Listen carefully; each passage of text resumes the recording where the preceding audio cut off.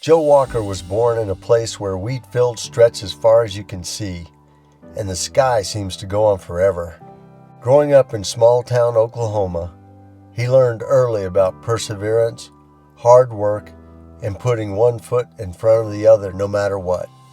This is the story of Joe Walker, and Joe Walker's my dad. Dad was born in 1934 to Pearl and Wallace Walker and grew up in Enid, Oklahoma, with his sweet sister Leela. Enid was one of those small towns where everybody knew each other. Dad had the freedom to roam all over the place, just as long as he checked in with Pearl every hour. Moms have always had the last word on that kind of stuff, even back then.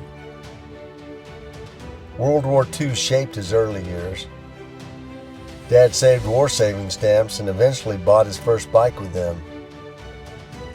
That taught him early about hard work, determination, and sacrifice.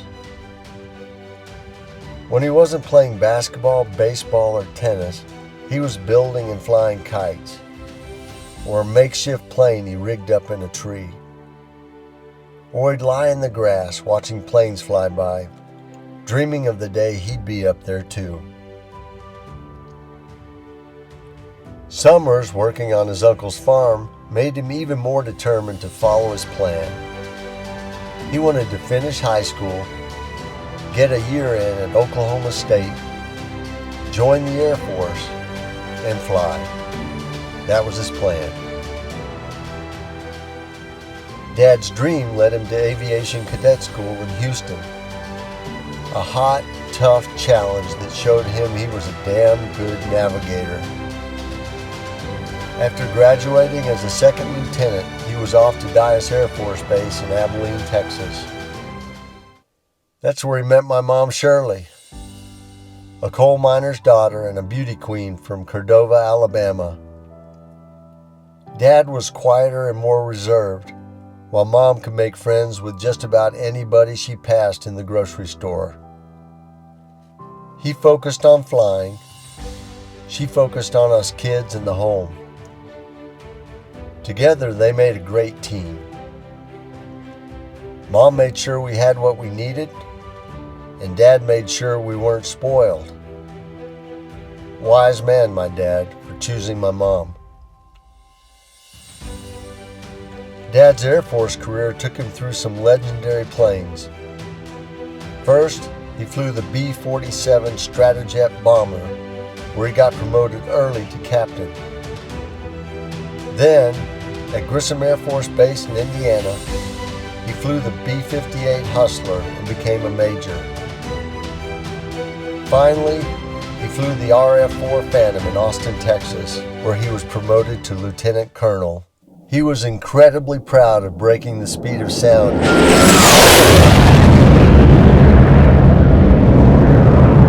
and watching his flybys in that B-58 Hustler is something I will never forget.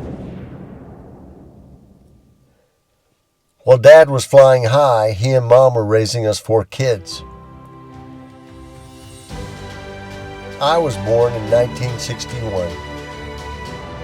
14 months later, Ken, my Irish twin, arrived. Little sister Paige followed in 1965, and the youngest, Keith, rounded things out in 1967. Balancing a military career and raising 4 kids wasn't easy, but Mom was more than up for it. She lived by the old saying, "She who waits also serves." Vietnam was hard on all of us. Dad's 1-year deployment was a real test, but he never gave up, and neither did we. After he came back, Dad focused on training young pilots and navigators. He loved that job.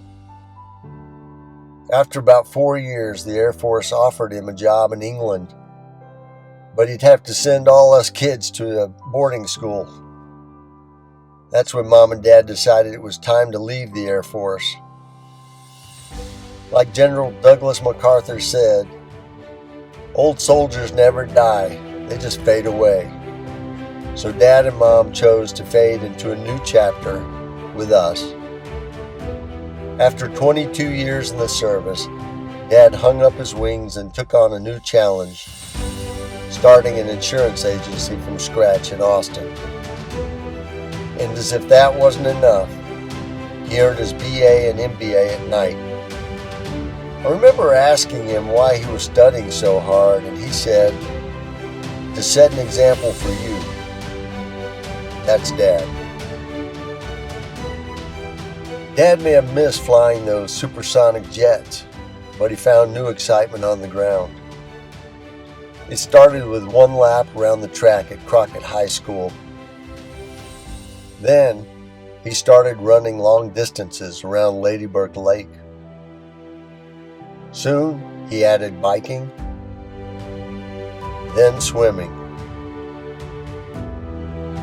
And pretty soon, he was all in, competing in 7 marathons and over 70 triathlons. He even won a bunch of those races. He did all that while building his insurance business. My mom started working in the schools, and together they made sure we had what we needed. After 24 years in insurance, he retired for good. In his later years, Dad's been enjoying the simpler things, spending a lot more time with Mom, and they love their Woodlawn Baptist Church. They even played golf until Mom started hitting them short and straight, and Dad's scores and his cost per stroke started creeping up a little too high. They were there for all our weddings,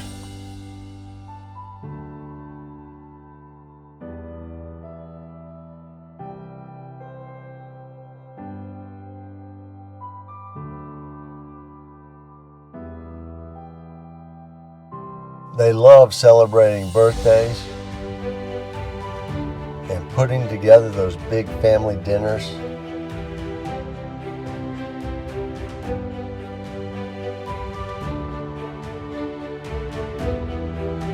And nothing beats seeing them love their grandchildren.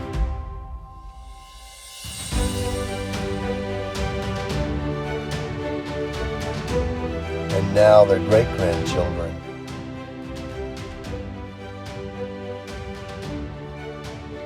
Known as Papa, Dad's legacy of perseverance, hard work, and just putting one foot in front of the other lives on in all of us.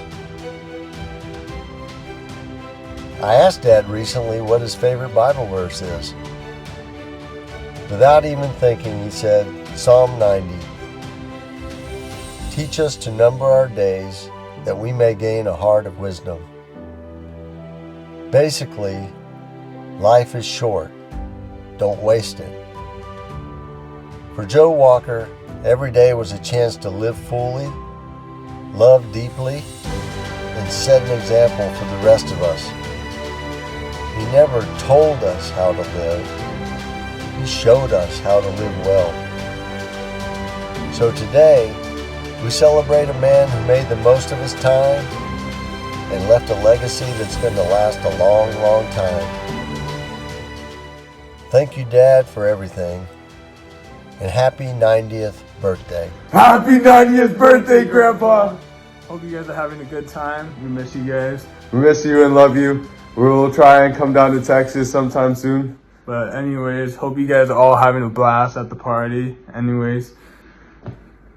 We love you guys. Happy birthday, Grandpa. We love you guys. Hello, everybody.